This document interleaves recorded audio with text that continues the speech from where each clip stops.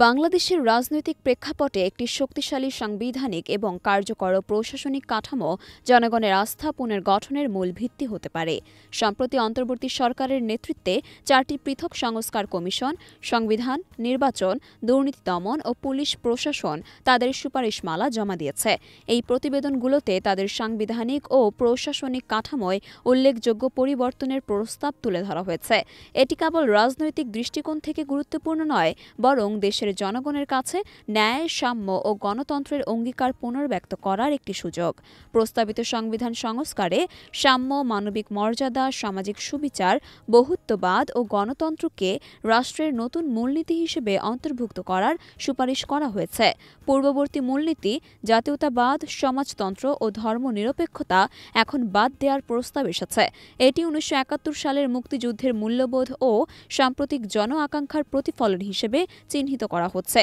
সংবিধানে আরও উল্লেখযোগ্য সুপারিশের মধ্যে রয়েছে সংসদীয় মেয়াদ 4 বছর করা এবং প্রধানমন্ত্রী পদের মেয়াদ সর্বোচ্চ 2 বারে সীমাবদ্ধ রাখা, রাষ্ট্রপতি অভিশংসনের জন্য স্বচ্ছ প্রক্রিয়া এবং দ্বিকক্ষ বিশিষ্ট সংসদ চালুর প্রস্তাবও আলোচিত হয়েছে।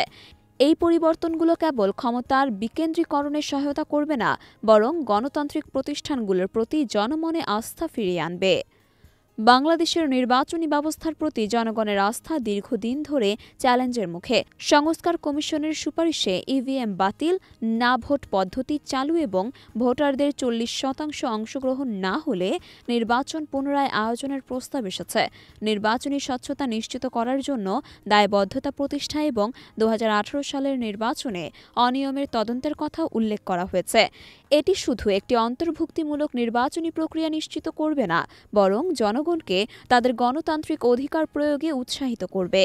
দুর্নীতি দমন কমিশনকে আরও কার্যকর ও স্বাধীন করতে 47টি সুপারিশ করা হয়েছে। কমিশনকে সাংবিধানিক প্রতিষ্ঠানে উন্নীত করা, সদস্য সংখ্যা বাড়ানো এবং নারীর অংশগ্রহণ নিশ্চিত করার প্রস্তাবগুলো উল্লেখযোগ্য। কমিশনের কার্যক্রমে স্বচ্ছতা আনতে অটোমেশন এবং প্রশিক্ষণ কেন্দ্র স্থাপনের প্রস্তাব ভবিষ্যৎ দূষণমুক্ত প্রশাসনের প্রতিশ্রুতি দেয়। পুলিশ প্রশাসন সংস্কারের ক্ষেত্রে বিশেষ নজর দেওয়া হয়েছে মানবাধিকার রক্ষার দিকে। আটক ব্যক্তিদের সঙ্গে মানবিক আচরণ, রিমান্ডে স্বচ্ছতার জন্য কাচের ঘেরা কক্ষ এবং ফৌজদারি বিচার ব্যবস্থায় প্রযুক্তির ব্যবহার নিশ্চিত করার সুপারিশ করা হয়েছে। গ্রেফতার বা তল্লাশির ক্ষেত্রে পুলিশের পরিচয় নিশ্চিত করার বিষয়টি জনগণের নিরাপত্তার প্রশ্নে নতুন দৃষ্টিভঙ্গি যোগ করবে। এই সুপারিশগুলো বাংলাদেশের রাজনৈতিক ও প্রশাসনিক কাঠামোকে জনবান্ধব এবং অন্তর্ভুক্তিমূলক করতে একটি যুগান্তকারী পদক্ষেপ হতে পারে। অতীতে একনায়কতন্ত্র, রাজনৈতিক অস্থিরতা ও দুর্নীতির কারণে জনগণের আস্থা ক্ষতিগ্রস্ত হয়েছে। তবে বর্তমান সংস্কারের উদ্দেশ্য জনগণের মৌলিক অধিকার রক্ষা এবং প্রশাসনিক স্বচ্ছতা ও দায়বদ্ধতা প্রতিষ্ঠা। নতুন আশা জাগিয়েছে। তবে চূড়ান্ত বাস্তবায়ন কতটা কার্যকর হবে তা নির্ভর করবে রাজনৈতিক দলগুলোর ঐক্যমত্য এবং জনসম্পৃক্ততার উপর।